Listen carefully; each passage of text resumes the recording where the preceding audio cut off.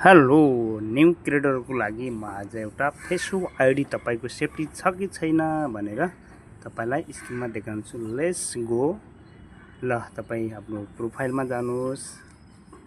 त्यसपछि तपाई ड्याशबोर्डलाई ओके गर्नुहोस्।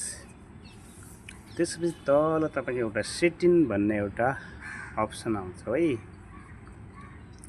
त्यसपछि तपाई जानुहोस् See more in account center. त्यसपछि तपाई पासपोर्ट एन्ड सेक्युरिटीमा जानुहोस्। त्यसपछि तपाई आयो सेक्युरिटी चेकअप है, त्यहाँभित्र जानुहोस्।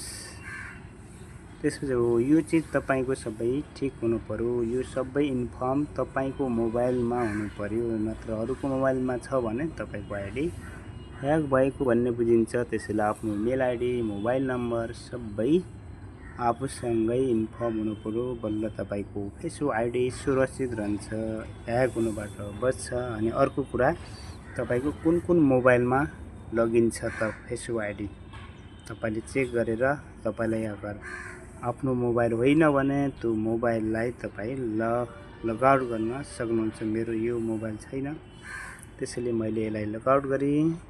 तपाईले पनि यसरी चेक गरेर आफ्नो मोबाइलसँग फेसबुक आइडी कुन कुन मोबाइलमा लगइन छ भनेर चेक गरेर आफ्नो फेसबुक आइडीलाई सुरक्षित राख्नु होला, किनकि आजभोलि कन्टेन्ट मोनेटाइजको लागि धेरै मान्छेहरू आएको छन्। ओके।